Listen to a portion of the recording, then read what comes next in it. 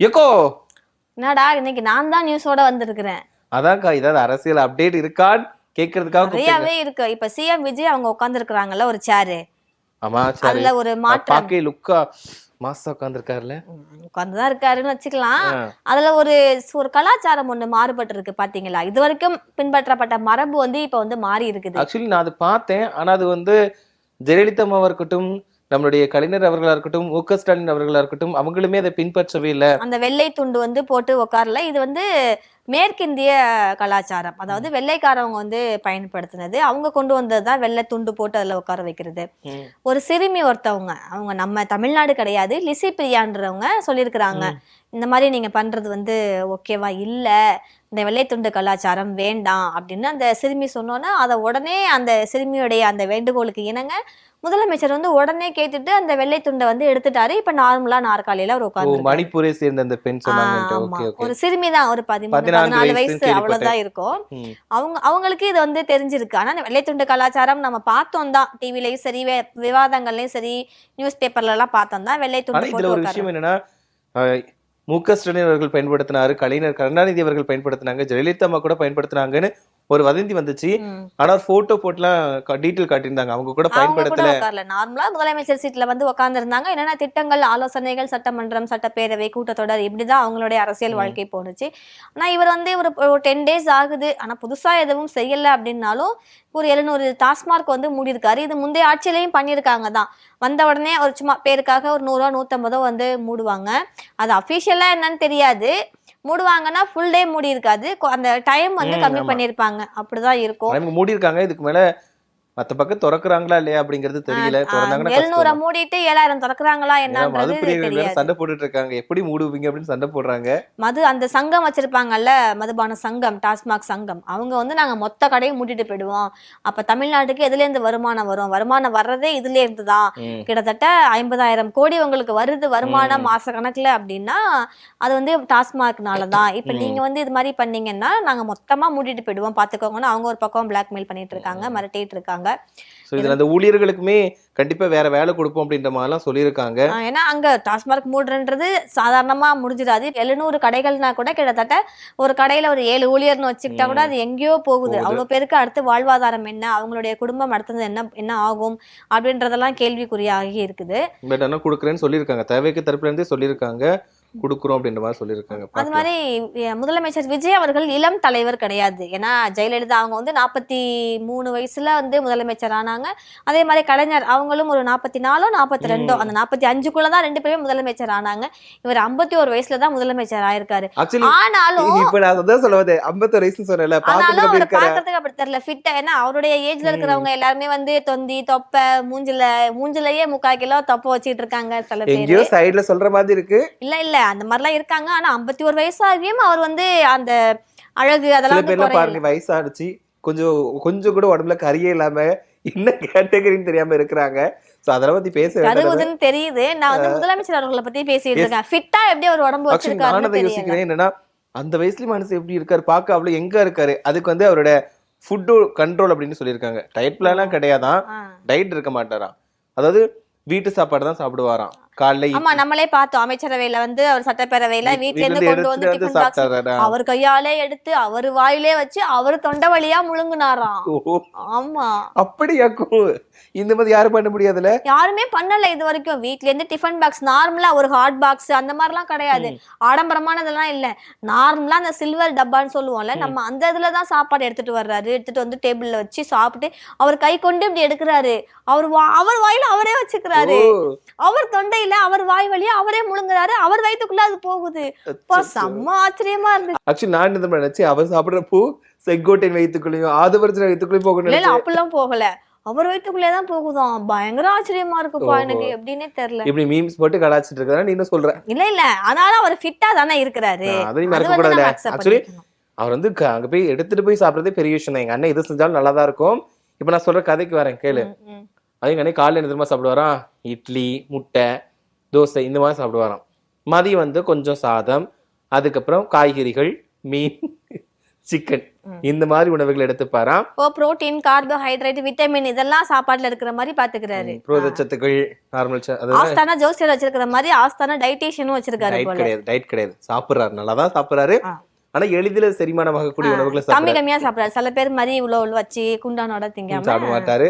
So நிறைய பேர் அப்படி சாப்பிடுறாங்க. அதுக்கப்புறம் பாத்தீங்க அப்படின்னு வச்சுக்கோங்களேன், இந்த இடையில ஏதாவது பசிச்சுதுன்னு வச்சுக்கோங்களேன், நம்மளாம் என்ன பண்ணுவோம், பஜ்ஜி திம்போம், என்னது கிடைக்குது தின்றோமா. ஆனா எங்க அண்ணன் வந்து அப்படி பண்ண மாட்டாராம். பழச்சாறு, சாலட், அப்புறமா வந்து இளநீர், இந்த மாதிரி ஐட்டங்களை தான் சாப்பிடுவாராம்.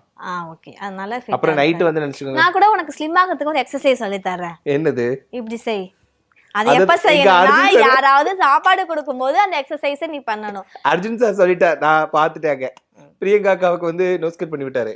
இல்ல இருந்தாலும் அதை நான் ரிமைண்ட் பண்றேன். இப்ப ஸ்நாக்ஸ் குடுக்குறாங்க, தீனி குடுக்குறாங்கன்னா அந்த நேரத்துல நீ வந்து 1 2 இப்படி ஆட்டினீனா 2 செகண்ட் எக்ஸசைஸ் தான் அது. ஆக்சுவலி இன்னொரு விஷயம் சொல்லட்டுமா, நம்ம வீட்ல இருந்து வருவோம், இன்னைக்கு வந்து ஆபீஸ் போறோம், எதுவுமே சாப்பிடக்கூடாதுப்பா, நம்ம வந்து கண்ட்ரோலா இருக்கணும் அப்படின்னு நினைப்போம். ஆனா யாராவது ஸ்நாக்ஸ் சாப்பிட்டாங்கன்னு வச்சுக்கோங்களேன், இப்படி வராது. தொப்பை குட்டி இருக்குல்ல, அதை வந்து கொஞ்சம் அடக்கி வைக்கணும். நம்ம பேச்ச வந்து அதை கேட்கிற மாதிரி ஆக்கி வைக்கணும். அப்பதான் நீங்க சிஎம் விஜய் மாதிரி ஆக முடியும். கண்டிப்பா எங்க அண்ணனோட அந்த சாப்பாடு விஷயத்துல கண்ட்ரோல் பண்ற மாதிரி நானும் கண்ட்ரோல் பண்ணி அவரே மாதிரி ஆக போறேன். அடுத்ததாக இப்ப பொன்ராஜ் அவர்கள் இருக்காங்கல்ல, அப்துல் கலாம் அவங்களுடைய டீம்ல இருந்தவங்க, ஆமா, அவருடைய டீம்ல இருந்து நிறைய செஞ்சிருக்காங்கல்ல, அவங்க மேல வந்து டிவிகே காரவங்க இப்ப வழக்கு தொடுத்திருக்காங்க. வேற யாரும் இல்ல, முதல்வரே தான். ஆமா, அந்த தேர்தல் பிரச்சாரம் நேரத்துல வந்து தமிழக வெற்றி கழக பெண் நிர்வாகிகள் பத்தி வந்து அவதூறா பேசினாரு, தகாத வார்த்தைகளை பேசினாரு அப்படின்னு சொல்லிட்டு டிஜிபி அலுவலகத்துக்கு டைரக்டா போயிட்டு அவர் இது கொடுத்திருந்தாரு, கம்ப்ளைண்ட் கொடுத்திருந்தாரு. என்ன அப்படின்னா, நம்ம பார்த்தோம் டிவிகே ஃபேன்ஸ் எல்லாம் என்ன பேசினாங்கன்னு. குப்பை கூட்டுறவங்க எல்லாம் 10 பொண்டாட்டி வச்சிருக்காங்க, எங்க அண்ணன் வச்சுக்கிட்டா என்ன, எங்க அண்ணனுக்கு நாங்க அண்ணனா இருப்போம், தங்கச்சியா இருப்போம், ஏன் பொண்டாட்டியா கூட இருந்துட்டு போறோம் அப்படின்ற மாதிரி இன்னொரு விஷயம் கேள்விப்பட்டேன். அதுல ஒரு பையன் ஒருத்தையும் சொன்னான், அடுத்த ஜென்மம்னு ஒண்ணு இருந்துச்சுன்னா தளபதிக்கு வந்து நான் பொண்டாட்டியே பிறப்பேன்னு சொல்லியிருந்தான். அது சொல்ல மறந்துட்டீங்க. ஆபரேஷன் பண்ணி இல்ல அடுத்த ஜென்மத்துல பெண்ணாக பிறந்து கல்யாணம் பண்ணிப்பேன் அப்படின்னு. அப்ப அவரு பொண்ணா பிறந்துட்டாருன்னா அதை யோசிக்கலையே. இவன் பொண்ணா பிறக்கிற மாதிரி அவரு பொண்ணா பிறந்துட்டாருன்னா. இல்ல அப்படிலாம் இல்ல, நீங்க அப்படி வர்றீங்களா? சரி சரி. சோ அதெல்லாம் ஒரு அன்போட உணர்ச்சியோட வெளிப்பாடு. அன்பு அந்த கண்ட்ரோல் பண்ண முடியும், உணர்ச்சியை கண்ட்ரோல் பண்ணணும். இல்ல அத பொங்க கூடாது, கொஞ்சம் அடக்கி வைக்கணும். அதனால நிர்வாகிகள், தாவேகா தொண்டர்கள்லாம் இந்த மாதிரி பேசினதுனாலதான் இவர் வந்து அந்த பெண்கள் மேல சில தரக்குறைவான வார்த்தைகள் வந்து சொல்ற மாதிரி ஆயிடுச்சு. ஆனா எங்க டிவிகேல இருக்கக்கூடிய பெண் நிர்வாகிகளை நீங்க எப்படி பேசலாம், என் ஃபேன்ஸை நீங்க எப்படி பேசலாம்னு அவர் அறிக்கை எதுவுமே விடல. அவங்க ஃபேன்ஸையும் வந்து தலைவர் முதலமைச்சர் விஜய் அவர்கள் அடக்கல, இந்த மாதிரிலாம் பேசாதீங்க. எனக்கு ஒரு விஷயம் என்னன்னா, எங்க அண்ணனுக்கு நான் சப்போர்ட் பண்றதை தாண்டி இந்த விஷயத்துக்கு ஏன் அவர் குரல் கொடுக்கல அப்படின்ற ஒரு வருத்தம் இருக்குது. இல்ல ஆன் ஸ்பாட்லயே அவர் வந்து ஆனா அறிக்கை விட்டாரு, அவங்க ரசிகர்கள் அடக்கல. நான் வந்து உங்களுக்கு ஒரு அண்ணன் தான், உங்களுக்கு வந்து ஒரு தம்பி தான், பிள்ளை தான், உங்களுக்கு நான் வந்து இப்ப குழந்தைங்களுக்கு நான் வந்து மாமா தான் அப்படின்ற மாதிரி நீங்க நினைக்கணும்.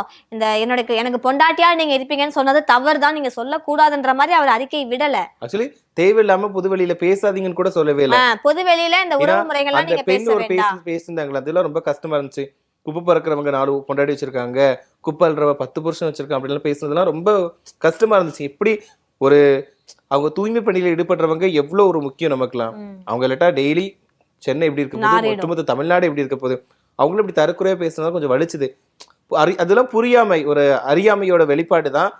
பட் அது சின்ன குழந்தை தான், அந்த பொண்ணுமே சிறுமிதான். ஆனா பட் அது சொல்லியிருக்கலாம். பொன்ராஜ் அவங்களும் வந்து அரசியல் விமர்சகர்னு சொல்லலாம். நிறைய சேனலுக்கு பேட்டி கொடுத்துருக்காங்க, நம்மளும் வந்து அவங்க பேட்டி எல்லாம் பார்த்துருக்குறோம். ஸோ அவர் மேல வழக்கு பதிவு தொடர்ந்து கடலூர் போலீசார் இருக்கிறாங்கல்ல, அவங்களும் மத்திய அந்த இதுல இருந்தும் அவர் மேல வந்து வழக்கு தொடர்ந்து இருக்கிறாங்க.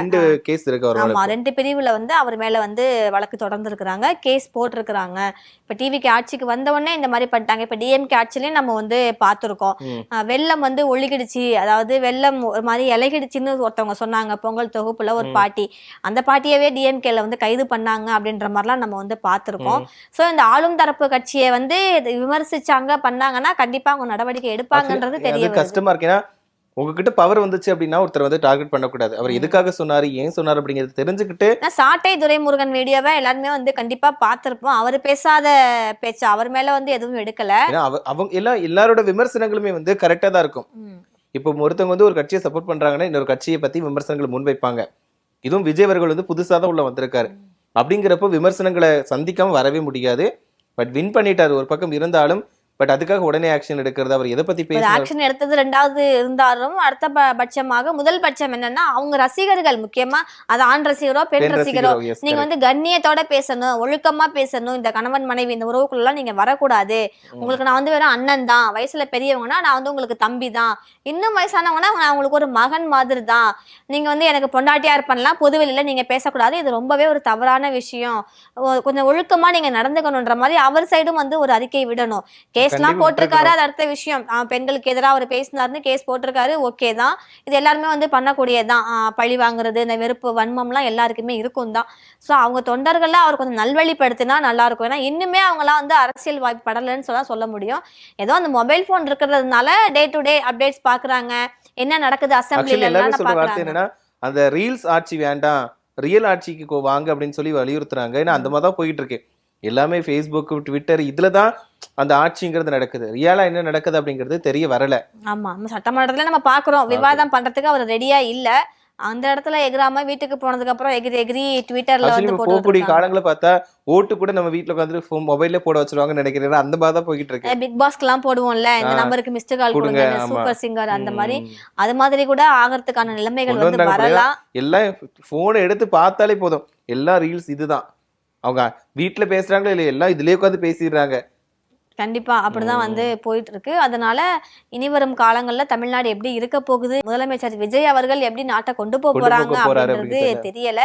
இப்பவே பிஜேபியோடைய பார்வைகள் படுறது வந்து நல்லாவே நமக்கு தெரியுது, நம்ம பார்த்துக்கிட்டு தான் இருக்கிறோம். ஏன்னா சில பேர் அதிமுகவுல இருந்து வேலைக்கு அங்க போய் சேரதா இருக்கட்டும், இப்பெல்லாம் இன்னும் அந்த பிரச்சனை அப்படிங்கிறது போயிட்டு தான் இருக்கு. ஒரு நிலையான ஆட்சி எப்போ வரப்போகுது, இப்படி ஒருத்தருக்கு தெரியணும்ல இந்த விஷயம் ஸ்டாண்டர்டா ஆக போகுது அப்படின்னு தெரிஞ்சுட்டா ஓகே. ஆனா நமக்கே ஒரு புரிதல் இல்லாம அவங்களுக்கே ஒரு புரிதல் இல்லை. சொல்ல போனா இதுதான்ப்பா எங்க டீம், இவங்க தான், இவங்க வச்சுதான் நாங்க ஆட்சி நடத்த போறோம்னு அவங்களே ஒரு தெளிவுக்கு வரல, இன்னும் ஒரு முடிவுக்கு வந்து அவங்க வரல. இரண்டாவது இந்த எம்எல்ஏக்கு இலாக்காலாம் ஒதுக்குனாங்கல்ல, அதுலயுமே இன்னும் முழுசா இன்னும் அந்த 9-10 பேருக்குள்ளே பிரிச்சுக்கிட்டாங்க. இருக்க எல்லா இலாக்காக்களையும் 10 பேருக்கு பிரிச்சு கொடுத்துட்டாங்க. அது வேற கதை. இப்ப ஏடிஎம்கே இருந்து 25 பேர் சிவி சண்முகம் தரப்பு, அவங்களுடைய எஸ்பி வேலுமணி, விஜயபாஸ்கர், நத்தம் விஸ்வநாதன் இவங்க எல்லாம் வருவாங்க. இவங்க எல்லாம் ஃபுல்லா ஏடிஎம்கே விட்டுட்டு தனித்து இவங்க வரணும், இவங்களுடைய பெரும்பான்மை இங்க கொடுத்தாங்க அப்படின்னா அடுத்த கட்டமாக இவங்க வந்து அமைச்சர்களுக்கான இலாகா அந்த இருக்கக்கூடிய ஒரு 5 பேருக்கு வந்து கொடுக்கலாம், மாவட்ட செயலாளர் பதவியும் வந்து கொடுக்கலான்ற மாதிரி வெயிட் பண்ணிட்டு இருக்காங்க. ஏன்னா பதவிக்காக தான் எல்லாரும் இருக்கிறாங்க. லீமா ரோஸ் அவங்க வந்து ஒரு பெரிய பணக்கார எம்எல்ஏன்னு தான் சொல்ல முடியும். ஆதவ் அர்ஜுனா அவங்களுடைய மாமியார் தான். அவங்க ஒரு லேடி தான், பட் இருந்தாலும் இப்படி இங்க இருக்கிற எல்லாத்தையும் வந்து தன் கைக்குள்ள வச்சிருக்காங்களோ அப்படின்ற மாதிரி ஃபீலா இருக்கு. ஏன்னா அவங்களுடைய கணவர் யாருன்னு பாத்தீங்கன்னா லாட்டரி அதிபர் மார்டின் அவங்க தான். அவங்கள்ட்ட பணம் வந்து புரளுதுன்னு சொல்ல முடியாது. ஆதவ் அர்ஜுனா அவர்கள்கிட்டயுமே புரளுது அப்படின்ற மாதிரி வந்துட்டு இருக்கு. ஆமா, கண்டிப்பா வந்து அப்படிதான் சொல்ல முடியும். ரிசல்ட் வந்து அன்னைக்கே நீங்க பாத்தீங்கன்னா லீமா ரோஸ் அவர்கள் நான் டிவிகேக்கு சப்போர்ட் கொடுப்பேன் அப்படின்ற மாதிரி சொன்னாங்க. ஆனா இபிஎஸ் அவங்கள வந்து கட்சியை விட்டு நீக்கல, மத்த எல்லாரையுமே வந்து கட்சியை விட்டு நீக்கல, ஆனா பதவியில இருந்து வந்து தூக்கியிருக்காங்க, ஒரு பயம் காட்டியிருக்காங்க.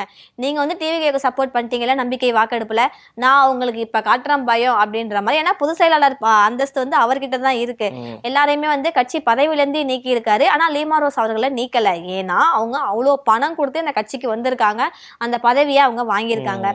இப்ப எடப்பாடி பழனிசாமி அவர்கள் லீமா ரோஸை வந்து பதவியை விட்டு நீக்கிற பட்சத்துல கண்டிப்பா இவங்க வெளிச்சத்தை கொண்டு வருவாங்க. அது அவங்களே சொல்லிட்டாங்க, நான் அம்பலப்படுத்துவேன், நான் இவ்வளவு பணம் கொடுத்துதான் இந்த சீட்டு நான் வாங்கியிருக்கேன், இந்த பதவி நான் வாங்கியிருக்கேன், நான் அம்பலப்படுத்துவேன். ஏன்னா வந்த உடனே யாருக்கும் பெரிய பதவி கொடுத்துட மாட்டாங்க. மாவட்ட மகளிர் அணி துணை பொதுச் செயலாளர் அப்படின்ற பெரிய பதவி வந்து தூக்கி கொடுத்திருக்காரு.